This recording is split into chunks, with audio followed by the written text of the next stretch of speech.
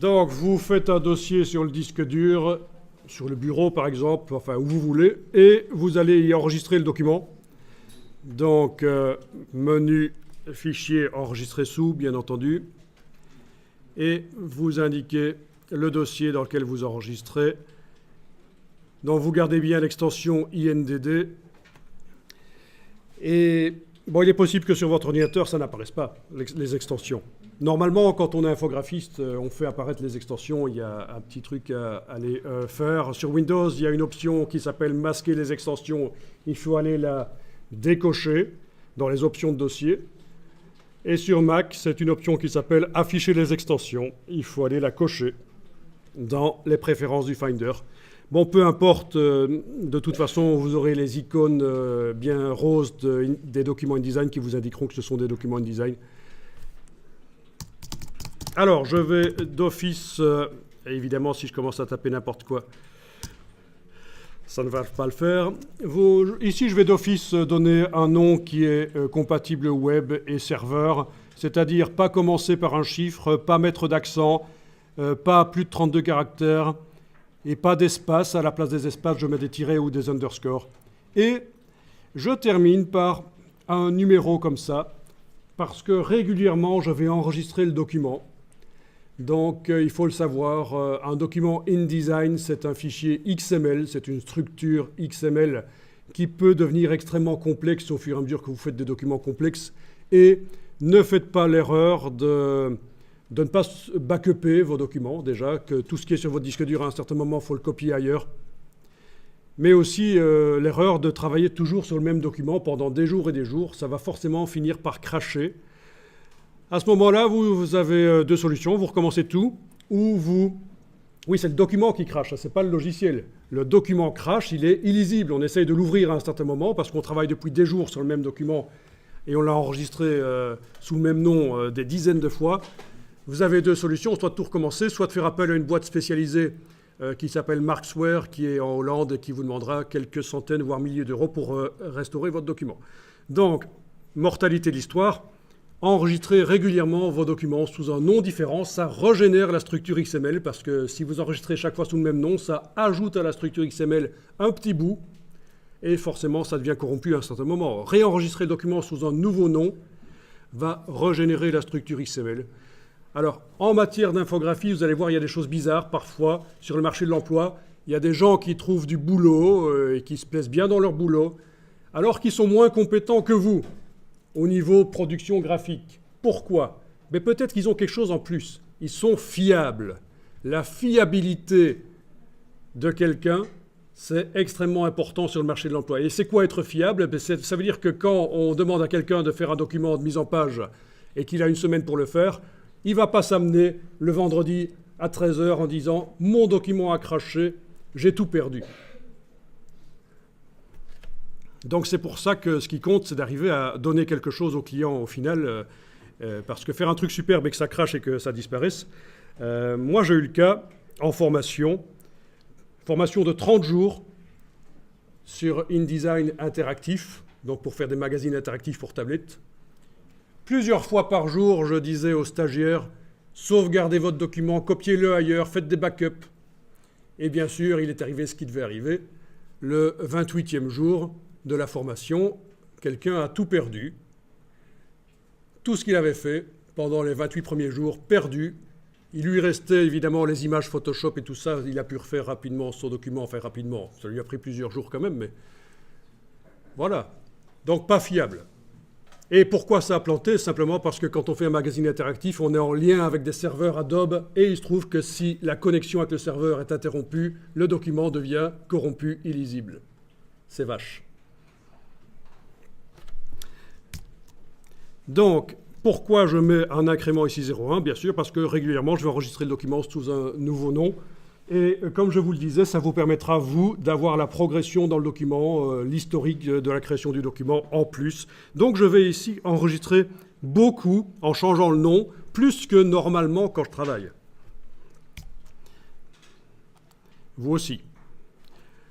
Voilà. Donc, le document est enregistré et on va régler certaines choses, notamment ici, nous avons les marges roses, vous les voyez là. Si vous faites Alt roulette, vous avez la possibilité de zoomer. J'espère que votre roulette de souris fonctionne, sinon vous allez être mal. Alt roulette pour zoomer en avant, en arrière. Quand vous êtes zoomé en avant, la barre d'espacement vous permet de bouger le document dans la fenêtre. La barre d'espacement, c'est le raccourci de la main. Et vous devriez voir, si vous n'êtes pas en affichage aperçu, vous devriez voir les marges roses, donc les constructions du document. On va travailler en affichage normal. On a vite fait d'enclencher l'aperçu, puisque c'est le raccourci, c'est la lettre W en fait. Remarquez ici que j'ai mis la palette des outils en 2 colonnes. Vous pouvez aussi la mettre en 2 colonnes si vous voulez. Ce sera peut-être plus facile. Moi, je le fais à l'ancienne parce que bon, j'ai commencé l'infographie en 91. Et donc, j'ai pris des habitudes. Et c'est assez récent que les palettes des outils sont en une seule colonne. Moi, je préfère l'avoir en 2 colonnes, donc je la mets en 2 colonnes.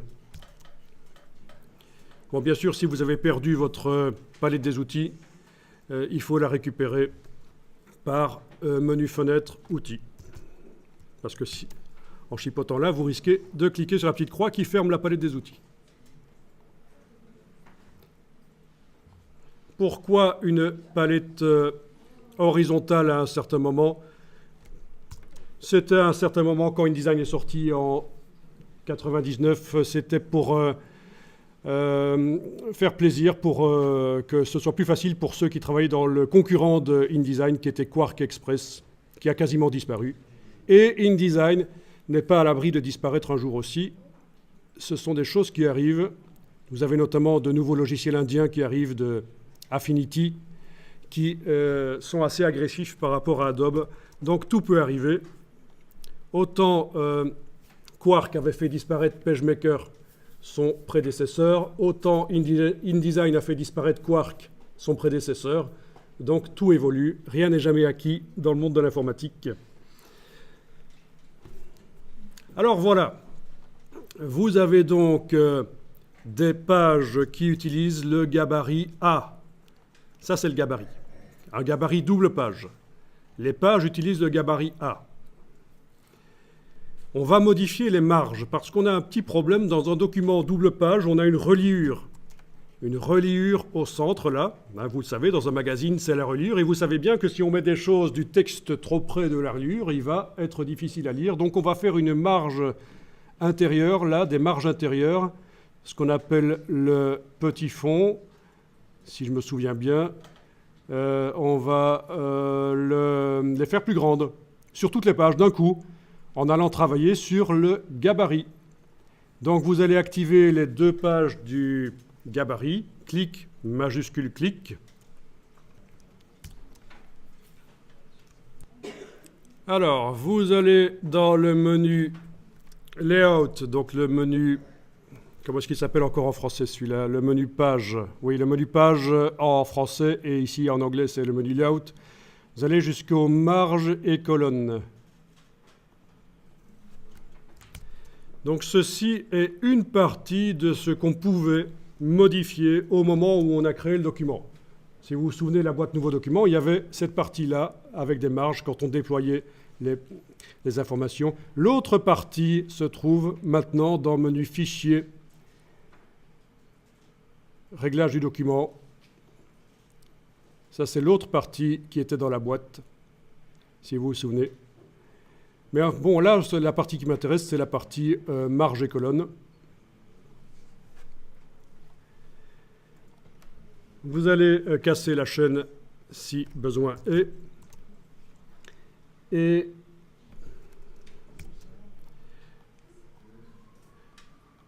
vous allez augmenter ici la valeur.